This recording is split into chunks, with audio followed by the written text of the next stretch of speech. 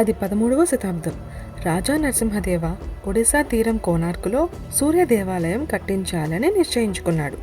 వేలాది శిల్పులు పగలు రాత్రి శ్రమించి ఆ ఆలయాన్ని నిర్మించారు. కానీ పైభాగంలోని కలశం మాత్రం ఎవరూ అమర్చలేకపోయారు. రాజు ఆగ్రహంతో ఉదయం లోపు పూర్తి చేయకపోతే ప్రాణదండన అని ఆజ్ఞాపించాడు. ఆ రాత్రి ధర్మపద అనే బాలుడు దేవాలయానికి చేరుకున్నాడు. ఆ బాలుడు ధైర్యంగా భయంకర ఎత్తైన గోపురంపై ఎక్కి చంద్రకాంతిలో కలశాన్ని సరిగ్గా అమర్చేశాడు. అదే సమయంలో దేవాలయంలోని సూర్యభగవానుడి విగ్రహం గాల్లో తేలటం ప్రారంభించింది. ప్రజలు సంతోషంతో పాటు భయంతో వణికిపోయారు. దేవాలయం ప్రకాశిస్తుంది, కానీ శిల్పుల కళ్ళల్లో భయం వెనక కారణమేమిటి? తెలుసుకోవాలంటే పార్ట్ 2లో కలుద్దాం.